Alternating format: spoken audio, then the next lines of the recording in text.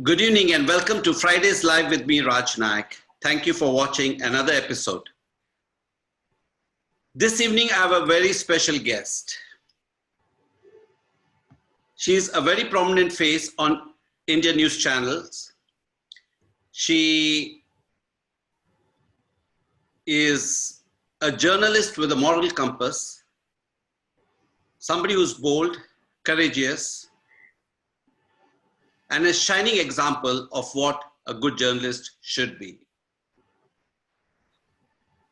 Let me welcome our guest for today, ex-executive editor of NDTV, Nidhi Razdan. Nidhi, thank you for being on the show. Thank you very much for having me, Raj, and for that very flattering introduction. I was trying to find words, but I can go on speaking about you. There's so much, and I genuinely meant what I said. It just came naturally. It was from the bottom of my heart. That's very nice of you. Thank you, Raj. And yours has been one show that I religiously watch whenever I find the time. I used to watch, let me put it that way.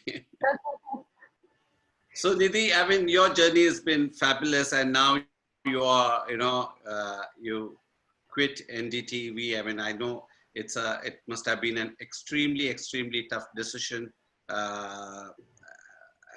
So what are you feeling? Because on one side, there's excitement. You're doing something completely new, something completely different. You're going to one of the top institutions in the world, Harvard, and the other side. So what do you feel? Sad, excited, happy? How would you describe your emotions at this stage?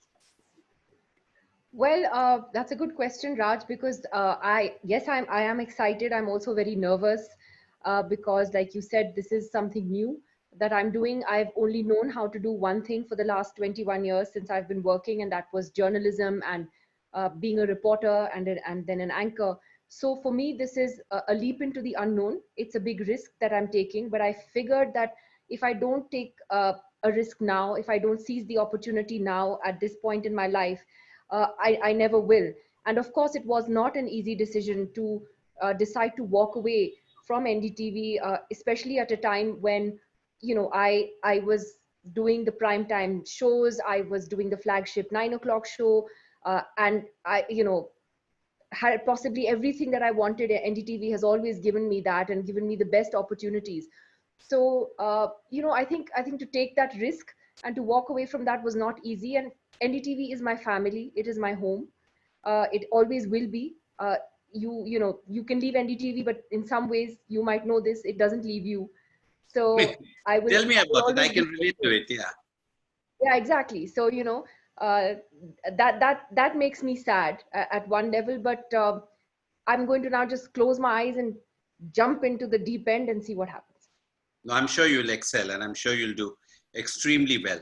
So was NDTV your first job, or did you work before that? It actually was my first proper job. I did an internship before I joined NDTV with the Associated Press in Delhi, which was 6 months during which the Kargil war had happened. So that was my internship. But yes, my first job was NDTV. In fact, I approached NDTV for an internship first, but it was rejected. I was told we don't take interns, and I remind them of that every day to this day. I remind the person also who told me. Aren't you glad they didn't take you as an intern? Maybe after that you would have moved somewhere else. Yeah, I mean, no, well, everybody wanted to join NDTV then, but it was funny how it worked out, So I'm glad it worked out that day. But I was called back, for a job interview 6 months later when they were interviewing some 10 people for a reporting position, and 2 of us got hired. So that's how it actually started. But initially, I was told to get lost.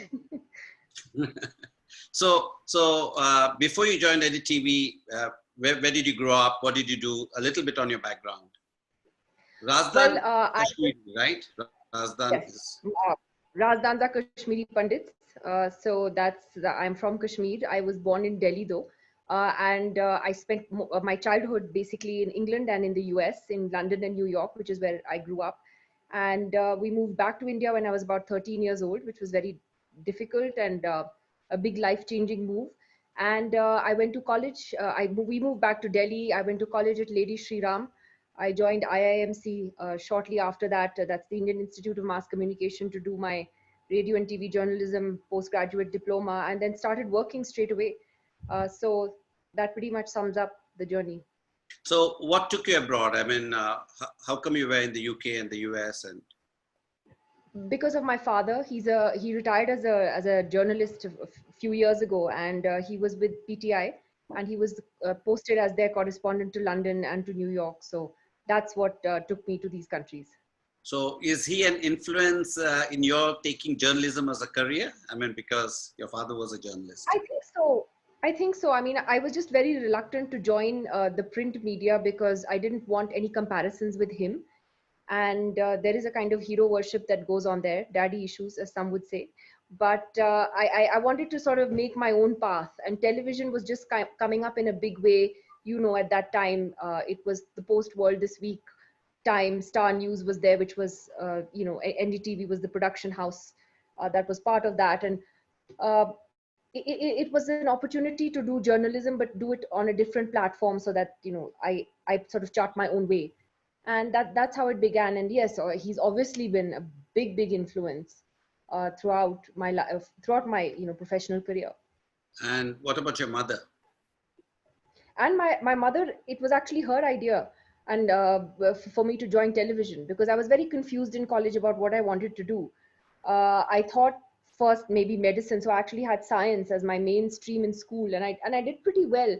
But then, kids change their minds about 100 times. I wasn't really sure. Then I knew I was interested in journalism of some kind, but she said, why don't you try television? Why don't you try broadcasting? And it's new, it's something that might be different. And so she really has encouraged me, and she's been, I think, the biggest support, both professionally, personally, that I have had uh, all along. Are you the only child, or you got brothers, sisters? No. I have a brother. He's 2.5 years younger than me, and he's a partner with Deloitte. So he chose a completely different career path. And I think he would have been a good cricket journalist for sure, because that's his obsession. But yeah, there's my brother and me. So who's favorite between your parents? I can't say that. That's like asking a mother, who's your favorite child? Yeah. So you joined NDTV, and now I know the influence why you joined. What was your first big story as a reporter? My first big story actually was the hijacking of IC-814. And that happened in December of 99. I had joined in September. And that was, of course, a huge story. And I was asked to cover the Civil Aviation Ministry. I was like the person who just sat there from 6 in the morning till midnight every day with all the updates, etc. So that was really the first big story that I covered.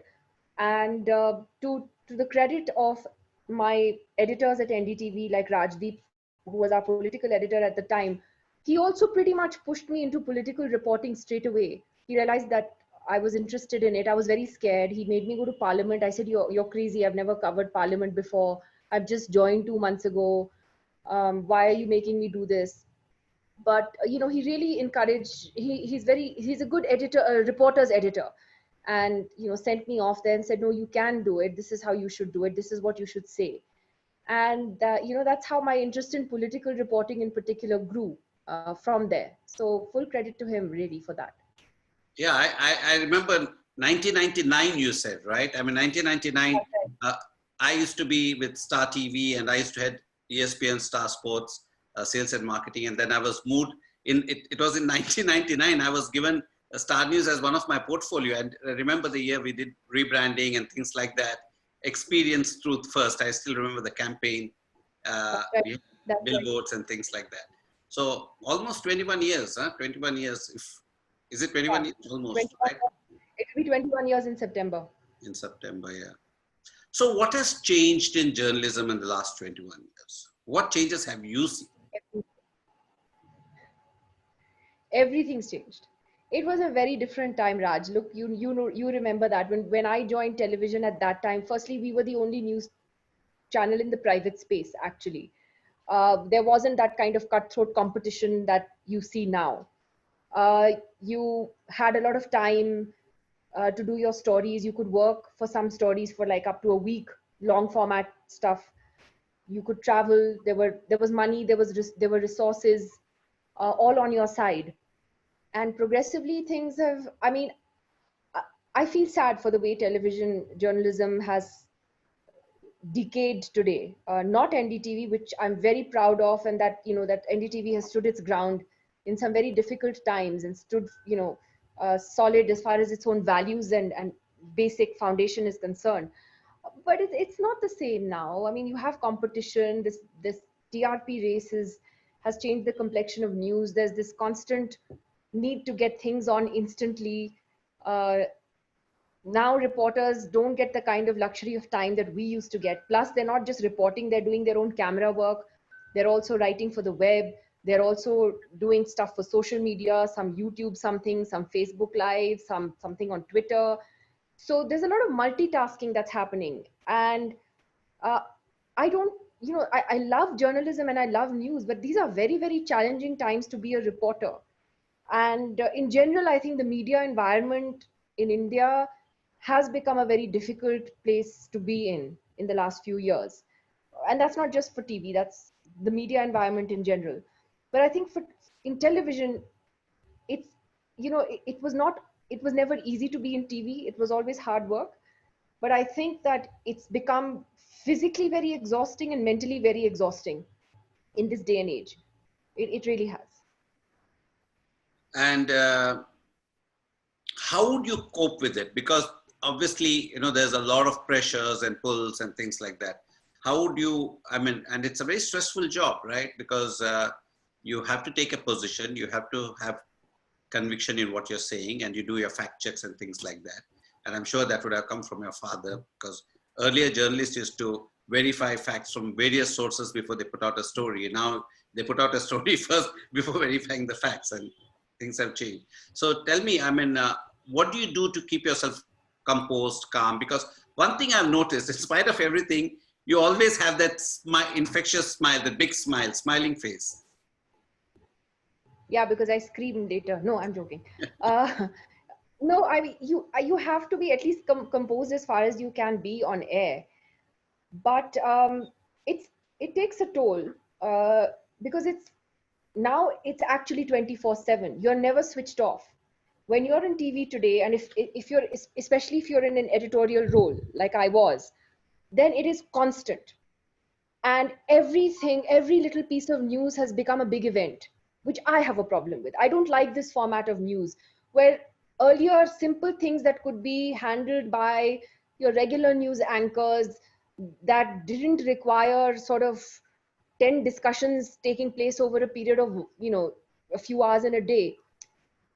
Now it's all changed. So everything is urgent, everything is big, no matter how silly or small it may be. So everything is an event. And I think the problem with the television news today is a lot of it is that it's become about an event. It's not journalism. It's become very, you know, who are the panelists we can get? Who are the panelists who will fight with each other, who will disagree with each other? So we very often I see the channels are not even making an effort to think of why they're calling a certain panelist on a program. It's just to create a noise or to create drama or to, you know, just create that drama on air. You're not really thinking about what's going into it. So everything is like it's event management. It seems a bit contrived to me now. So I think that's part of why I got a little disillusioned with how it had become, and that is because of this whole competition.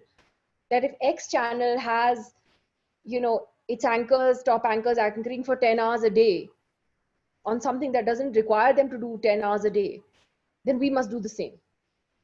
You know, so I think it is exhausting to me. Honestly, the way I would relax was to, I think, just be with my dogs and switch off as much as I could when I was home. But it's not easy. I'm switched off right now, which is great.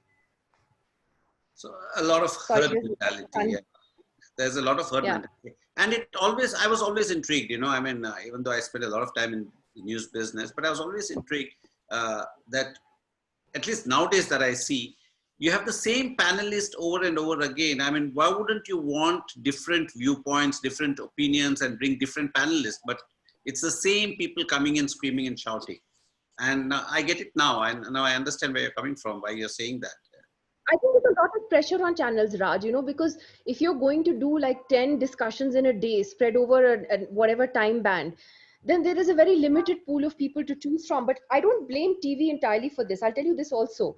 Even a channel like NDTV, which everyone will come up and, say, you guys are fantastic, you guys are the best, and, we don't, watch the other guys and there's too much noise, etc. But when one would try to reach out to people who were sensible, non-political commentators, people who write prolific editorials in newspapers, they'll thumb their nose at you and say that, well, I don't do TV. So I found that so hypocritical because, one would often try and reach out and say, well, I'm not even calling you for a debate with somebody. I would like you to come on and let's just have a conversation. And there are many people who would just turn around and say, I'm not going to do TV, but will write about the fact that TV doesn't call good people on its panels. Right? So, it's not just TV's fault that there is, but TV needs to make an effort. See, I am not against the panel discussion format. I'm not one of those people who's going to say that that format is problematic. It's not, because I think that television is very powerful, and if it's used responsibly and it's done the right way, then you can really make an impact on what people are talking about in terms of the big issues of the day. You can really steer the conversation. I've often given the example of the Nirbhaya gang rape as being one of those where, when that happened, because on primetime television it was the lead story for weeks and every day there was a discussion on it, it created a huge debate in the country. So I think that television has the power to do that if it's done responsibly and correctly. Of course, it's not being done responsibly by and large by a large section of television, of the TV press, but those of us who can do it should do it. And we also need to find a greater pool of people, but people also have to be willing to come forward and not be so snooty about it. uh, Come forward, come on TV and say yes. If a channel like NDTV is calling you, or maybe one or two others who, I would still respect a little bit, come and change the conversation. I can understand. I mean, it must be really tough. And in a way, we live in a hypocritical society, whether we like to admit it or not. That is reality. That is reality. Yeah. Hi, your signal is frozen. Raj's place. Oh, oh, yeah, that's fine. We can talk about that. I know. That's a headline story. Yeah, no worries. Cool, cool. No worries. Bombay's had a power failure. I said that's it. That's a headline story.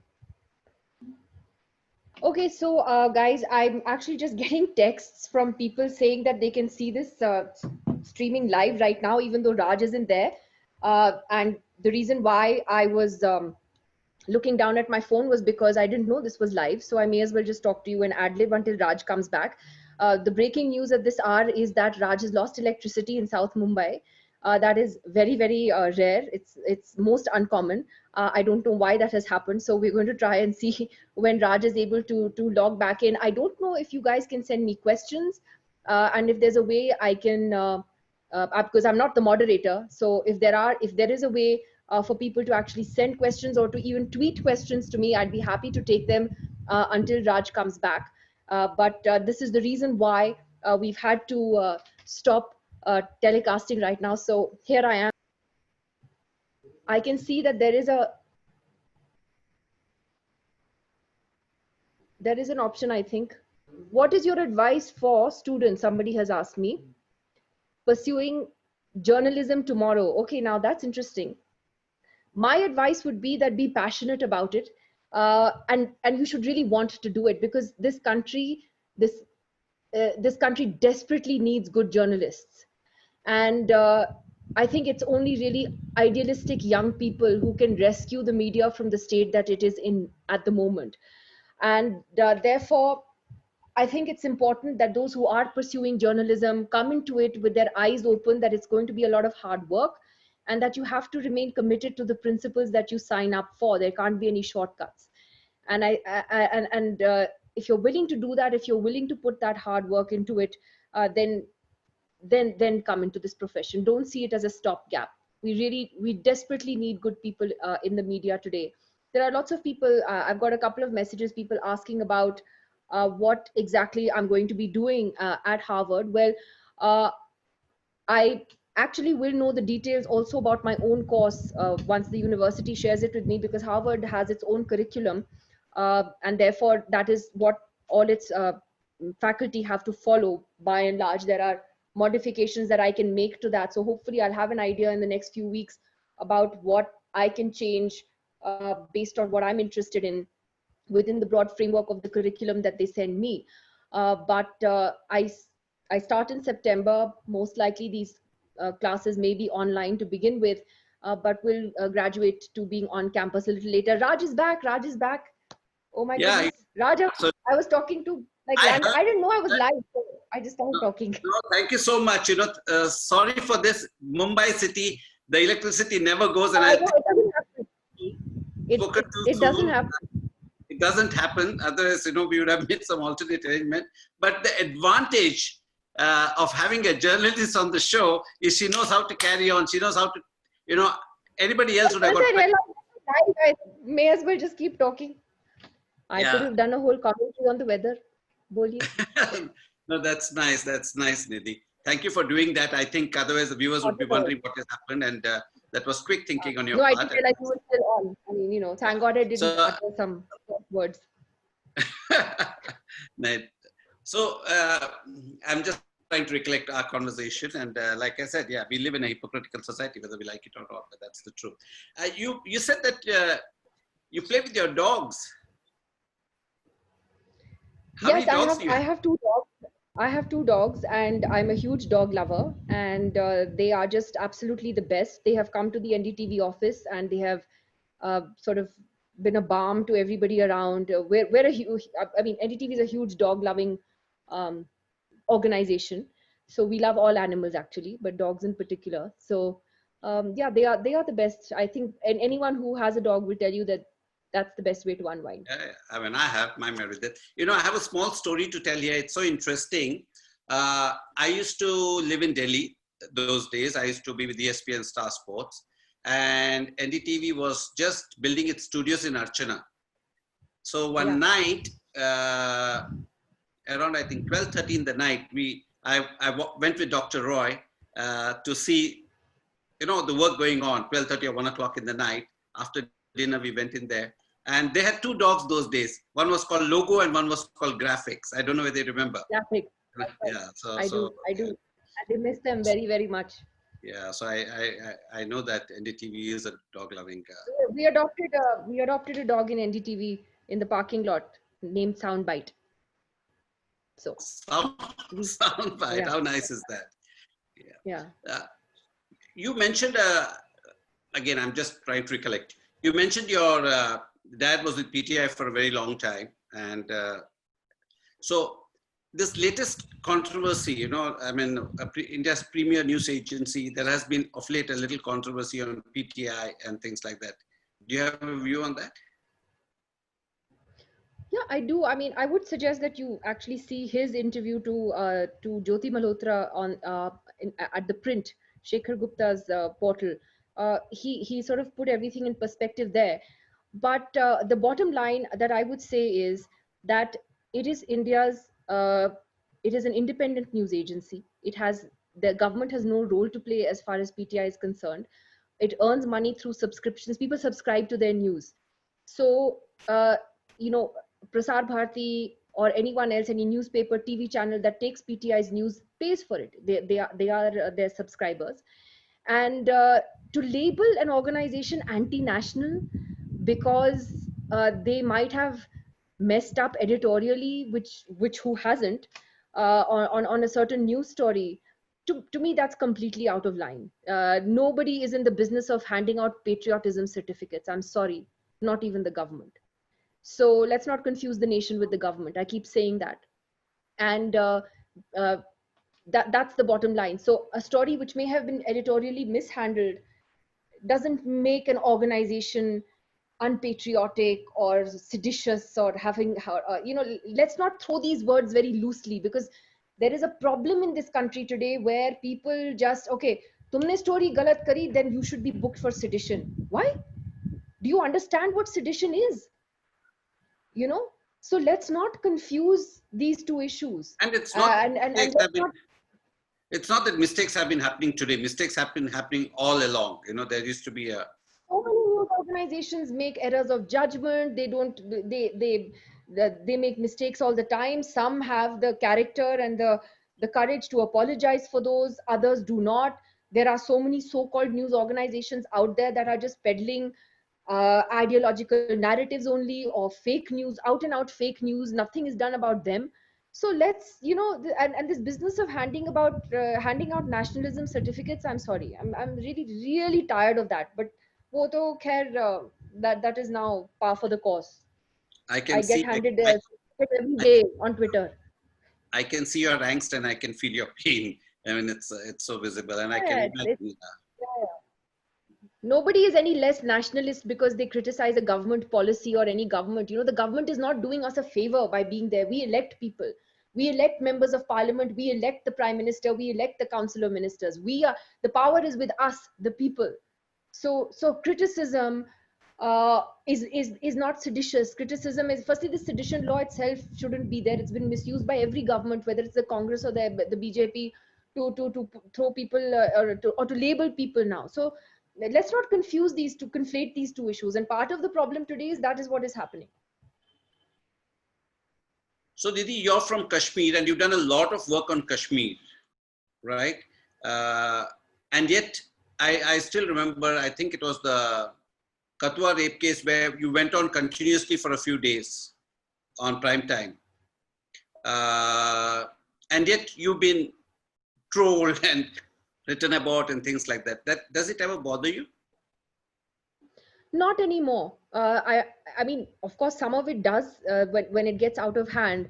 But I admit that when I first came on social media, I wasn't very comfortable with it. And one of the reasons why I left it initially was because I wasn't comfortable with it. And even now, I'm only on Twitter because I didn't. There were so many people putting up fake accounts in my name that Twitter just said, look, if you come on, you'll get a verified handle, and people will stop tweeting stuff in your name, which a lot of people would assume was me. So that's the only reason I'm back on. But I don't let it bother me now beyond a point, because I have realized that the only thing that matters to me now is what what my family and what my friends know, and my colleagues know, and what I know most, and that is most important. So, you know, these low level trolls, many of whom are just, you know, paid to do this job, let them go ahead and do it. It's very sad that, you know, you spend your life on a keyboard spewing hate. Obviously you weren't loved as a child and nobody hugged you, and you know, you have serious issues that you're dealing with as a so-called adult. I mean, I have a very tips for people on Twitter. You know, I've said this before. I've tweeted it actually, saying, you know, every time you get trolled, just go and see the number of followers the troll has. And usually you'll find either it's 0 or single digit or 2 digit, and just ignore them, because otherwise you're amplifying their message, you know. And that's what I tell. Absolutely, but not everyone is a 0 follower person. There are a lot of people also in responsible positions, you know, with a good number of followers or office bearers of a particular party, also who get into this. And I have realized that my tip on Twitter and social media would be just block. I used to be polite about it earlier and just mute people. Now I just block them, and it gives me peace of mind. You look, it's not a free speech argument. You are free to speak and abuse and do whatever you want. I have the freedom to not have to read that nonsense on my timeline. So you please vent on yours, stay out of mine. So yeah, that's what I was coming to. People with responsible positions, if they do, you can't stop it, because it's a democracy and everybody has the right to think. But like you said, you have the choice. You have the choice to, you know, say, I don't want to listen to you. I can switch off. Yeah, that's right. Yeah. So tell me, I remember there was something I read sometime. You were denied visa to Pakistan for almost 5 years or something. What was that all about? That was back in the 2000s. I had actually gone to POK, to Pakistan Occupied Kashmir. There were some journalists that were given permission to go. And we spent several days. We traveled even to what Pakistan calls the northern areas, but Gilgit, Muzaffarabad, Chakoti on the line of control, which is all in the Pakistan occupied Kashmir, to Sialkot, which is near Jammu. And we also drove on the Karakoram highway all the way from Gilgit to Islamabad, which was about 17-20 hour bus journey, because the flights weren't operating. There was bad weather, so it was quite an adventurous trip. And I did a documentary from there, just inside POK, because we got a lot of access at that time. And among the people I interviewed on that documentary were a lot of these young men who had crossed from this part of Kashmir across the line of control to that side to train as terrorists in training camps there. And many of them were stuck now. They wanted to come back to India, and they regretted what they had done. They said that they were enticed by money, by ideology, etc. But they came forward and anonymously, like with their, in silhouette, talked about how they had been trained in terror training camps in POK.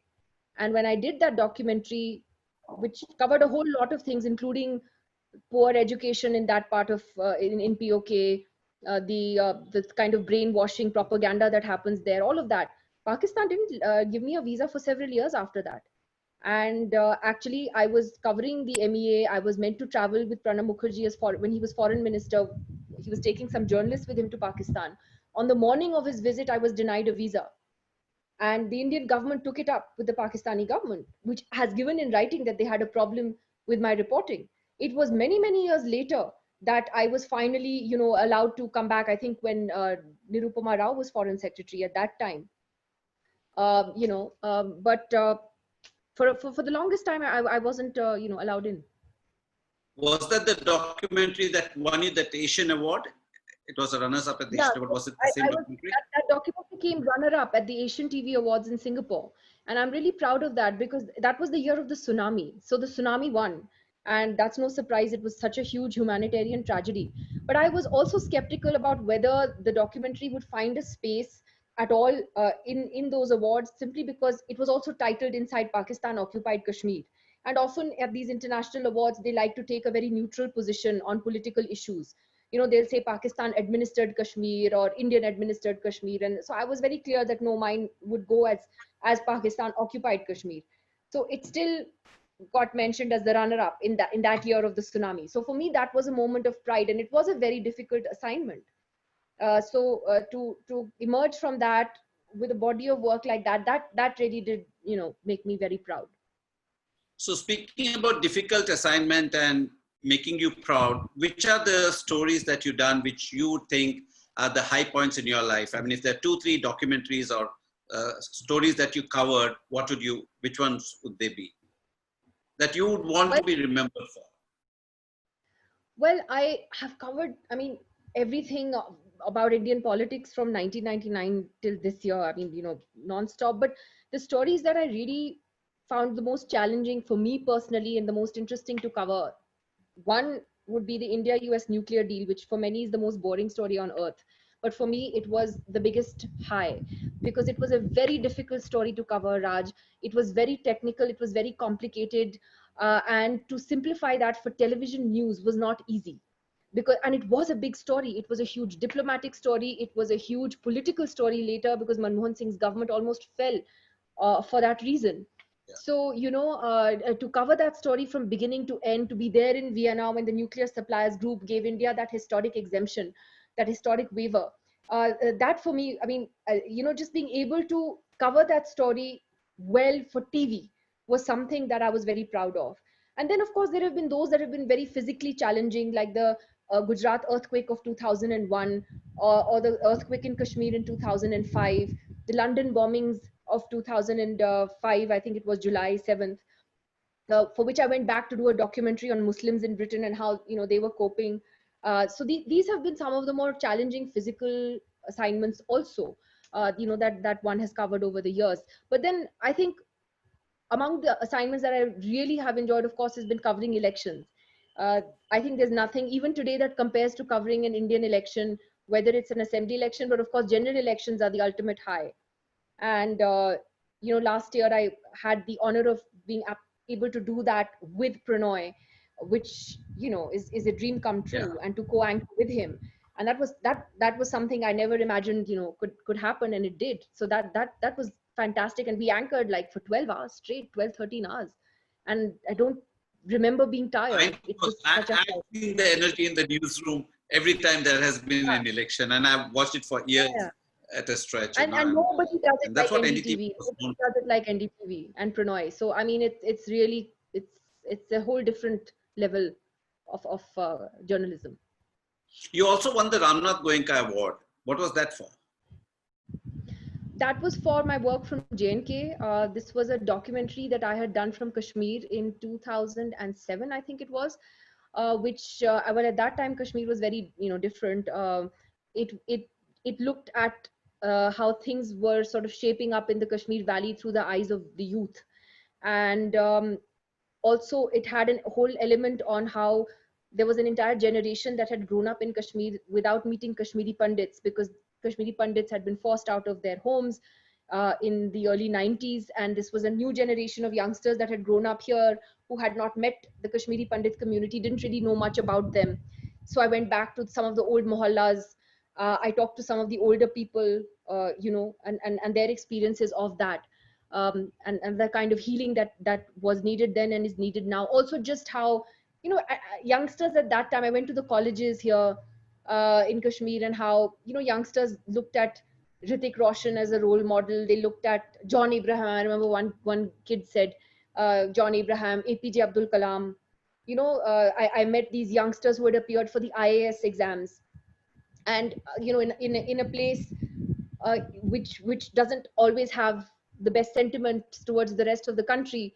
At that time, it was good to see these youngsters who aspired to be IAS toppers, who aspired to go out and live in Mumbai or Delhi or Hyderabad, build their homes and careers there. So the documentary really was about that, the Kashmir through the eyes of its youth. So there was no political voices in it, but it was just youngsters. The FM radio had just started at that time, so I went to the radio station, etc. So that's what the Ramnath Goenka Award was for. Do you have a family house in Kashmir? Do you keep going there or something? Do you have a family house or something there? I do have family here, but my parents, we had to sell off our property. It had been occupied by terrorists when terrorism was at its peak, and ultimately we ended up having to sell it. But we would like to come back. My parents certainly would like to come back, as I think would so many other Kashmiri Pandits, and I hope that we are able to do that. I mean, my parents are very keen. But of late, have you been to Kashmir in the recent past? I have, and I do keep coming and going, and it is my home. And so what's the situation there now? What's the situation like there now? Well, that's a separate conversation, Raj. That will that I can be here for 3-4 hours describing that. But things are, well, at the moment, I think in Kashmir, everyone sort of focused on COVID and the whole pandemic, like the rest of the country. There have been a large number of cases by Kashmir standards as well. But I think that it's worrying to see an uptick in terrorist violence in recent months. There are encounters happening even in Srinagar city in recent weeks, which is something one didn't really see for a very long time. So to that extent, that is worrying. I think it's extremely unfortunate that the 4G mobile internet has not been restored in Kashmir or in Jammu since August last year, when the special status was revoked. And it's really affected people in that, right now education is pretty much online, and not everybody has a broadband connection. So they rely on their cell phones to be able to do those online classes, even the teachers. And so 2G connections don't work. Yeah. So I think that it has been unbelievably cruel and unjustified to do that to people in J&K. And I think that because of that, there's a lot of resentment and anger about that, things that affect the daily lives of people in that way. That, why? and that the Supreme Court is also sitting on it, which has been extremely unfortunate. So, like I said, at the moment, I think everyone's attention is focused on the pandemic, but things have also been in a political freeze in Kashmir now since almost a year, and democracy was virtually revoked along with the special status, with the detentions of people, of political leaders, former chief ministers. So we are the world's largest democracy, Raj, and we must live up to that. We are not China, we are not Saudi Arabia. I agree with you. Some of these trolls on Twitter, who extol these examples that, oh, if you had gone to Saudi, look, this is what they would have done to you. Why would I go to Saudi? Yaar? We're not Saudi. We pride ourselves on being the world's largest democracy. So let's do that in letter and spirit everywhere, including J&K, which is a part of India. Let's not take away people's rights, all rights, whether it's political rights, the right to the internet, the right to communicate. This is unprecedented what one has seen. Nidhi, I know it's a different conversation and we can go on speaking about it, but I have one question I want to ask you. Being a Kashmiri Pandit, and you mentioned that you would also like to go back and you had to sell your house when terrorism came to Kashmir. Do you feel the rest of India just doesn't bother about Kashmir? Is that a feeling that you have? Because I do, and I have this feeling, and it's not just me. I think a lot of other Kashmiris, if you talk to them, feel that the rest of the country looks at Kashmir as a piece of land, as territory. So you keep saying Kashmir hamara hai, but what about its people? And by people, I mean all people. I don't mean just the people of the valley. I mean even the people of Jammu and earlier Ladakh and Kashmiri Pandits also. What has any government done for Kashmiri Pandits?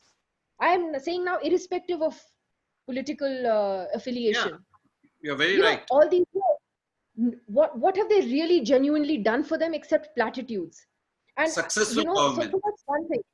But even Kashmiri Muslims, I think that people just feel the sense that the rest of the country has looked the other way when they have seen their own sort of rights being taken away from them. And for example, I think that by and large, if you talk to people in Jammu as well, I'm not even getting into the debate on Article 370, but the fact that Jammu and Kashmir was reduced to a union territory is something that has hurt people very, very deeply, Raj, whether you are from Jammu or from Kashmir. And this is a feeling across the board. No state in this country has ever been made a union territory. It's always been the other way around. So I think there is a lot of hurt about that. That here was this erstwhile state, a princely state, which is now a UT. And there is a lot of this thing about it, and yes, I think Kashmiris in by and large do feel that the rest of the country only looks at it as a piece of territory, but doesn't really care about what happens until it affects them. I mean, it's only when people were locked down in their homes because of the pandemic that they began to understand what lockdowns in Kashmir have been like. And that's not even a fraction of it. At least we had the internet in Delhi and Bombay. People didn't have the internet or even phones after 5th August for 2 months. Can you imagine when you can't even call, your cell phone doesn't work? What families went through?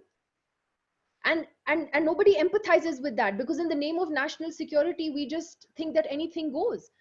Of course, national security is important. Defeating terrorism is important. But please, I remind people that the peak of terrorism in Jammu and Kashmir was in the 90s, and when there was no internet and there was no cell phone. That was when terrorism was at its worst, and we're not, thankfully, back in that phase. So we can't use that as a reason to deny people their basic right to communicate and fundamental rights. And the rest of the country, now people are talking about this UAPA, the way it's being applied on Delhi riots accused journalists are being charged with all kinds of FIRs in other parts of the country. Do you know what Kashmiri journalists have gone through in the last 1 year, and the kind of charges they face for simple reporting? So now the rest of the country gets it, but Kashmiris are like, where were you when we needed the rest of the country to listen to our pain? Yeah.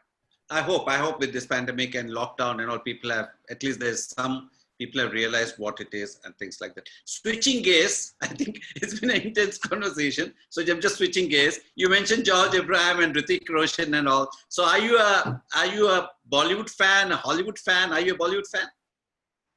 You know, I'm not really much of a movie buff because I've never really had time, Raj, to watch films, because it was just, television is exhausting. So it was always like 8 a.m. to 10, come home at 10 p.m. After that, I would frankly just watch something on Netflix and pass out.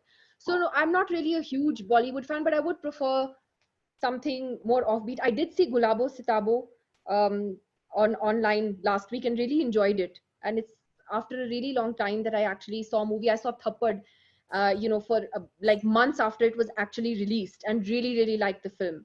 Yes. So I've only now begun to sort of rediscover, but it's, you know, I don't have a particular sort of favorite. I'm not sort of one of those people But you who's like good obsessed with content. If the content, if you relate to the content, then you'll watch it. yeah. I mean, and anything that's offbeat, I cannot take some of the sort of soapy, over the top Hindi films. I can't take those. It's nice to sometimes watch the old ones that one grew up watching, because they were silly, but they were also hugely entertaining, and there was a feel good factor about them. You know, speaking 70s and about 80s. old movies, there was always some messaging in the movie, which is missing now. You know? Yeah, that's true. There was a messaging, and then it's fun. You see some of those 80s songs and the terrible dancing in the background, and good songs, and stuff like that. So I think some of the older stuff is more interesting to watch. So, Nidhi, who are your role models? Do you have a role model? Definitely. Okay, let me My reframe my question. Let me reframe my huh. question. So, your role model, women role models, and political leaders. If there's anybody who would you say would be your role model? I mean, I would say generally my parents, because they have stood by me through thick and thin, and I've really idolized them in so many ways. So definitely my parents. A political leader. I don't know if there's anyone in particular that I would say is a role model. There are a lot of people I admire, but I would say role model would be my parents. Okay, fair enough. In journalism, In journalism, Prannoy, my dad.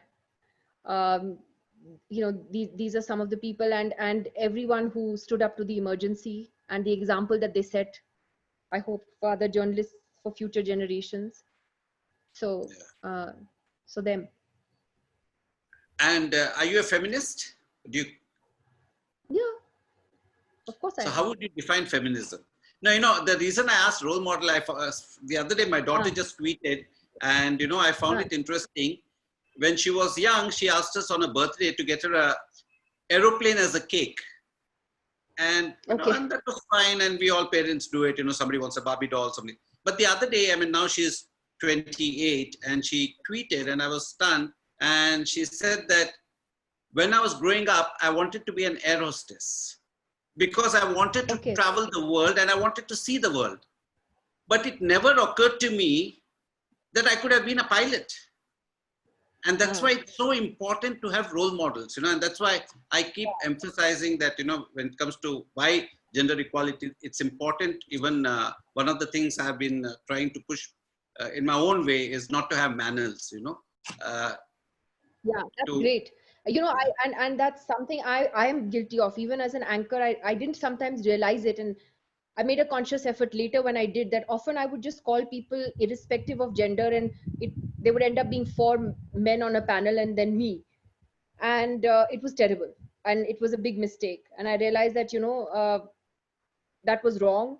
And when it was pointed out to me a couple of times, and I guess part of the reason is because in NDTV, again, as you know, it's a very woman sort of centric organization. The top editors are women, the primetime anchors are women, there's Radhika Roy. So we never felt that we were different as women. We got the same assignments that the guys did. It wasn't that they ever thought about the gender of the person while sending someone for, let's say, an earthquake story or a typhoon or a cyclone or a whatever, you know, you just went and did the story irrespective. So I think we've been fortunate, and I have been lucky to live in that bubble in NDTV, where, you know, you had that. But for me, you know, feminism is to be able to have choices and to be able to exercise my right to choose how I want to live. So so therefore, if that means that a woman chooses to stay at home and raise her kids, that's great, because that's her choice. And everyone else who runs her down for it, well, shame on you, because, you know, you cannot run down people for the choices that they are willingly making. You know, feminism cannot be a box in which everyone must fit.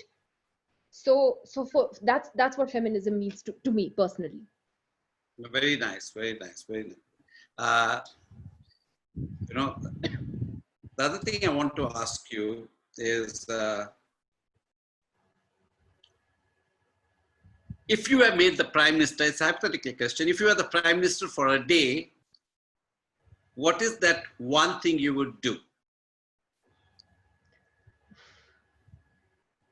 What could I? Well, I mean, is that like, does the prime minister have magic powers, or Yeah, human powers? you can make that decision. Obviously, that he has magic power. So if that one thing you could do, what Then, would it be? then it's easy. Then that would be to just bring everybody above the poverty line, like just wipe out hunger from India, wipe out poverty from India in one stroke. If I had magic powers and I could do that in a day as prime minister, that hands down would be the one thing. I sound a bit like a beauty contestant pageant, you know, one of those beauty pageant contestants. No. I just thought I should. It was Genuinely a question. and I'm seriously saying it, Raj, because I realized in this lockdown and the way the whole migrant issue played out, uh, you know, you kind of realize even more starkly how lucky all of us are to have the privilege of being able to sit with a roof over our heads, and a nice roof, to have our laptops, to be worried about what we're going to watch on Netflix. Whereas for millions and millions of Indians, it just became a question of where to get their next meal from. And I think that this lockdown brought out those disparities so badly, so clearly, which is why that was the first thing that came into my head. Nidhi, just give me 1 second. I just want to thank all our viewers for watching the show and even staying with us when we went, when the electricity went off.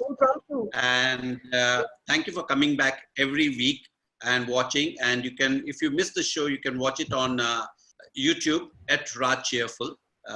Follow us, and hopefully we'll keep bringing new guests every week. I'm going back to Nidhi. Nidhi, if there's one messaging, you are a big icon and you got a huge fan following. Okay, and there are a lot of people who I've met young kids who want to, they say we want to grow up and become Nidhi Razdan. So you are a role model for many people who are aspiring journalists. What is the message you would have for them? I would say, come into the profession if you really genuinely want to make a difference to it.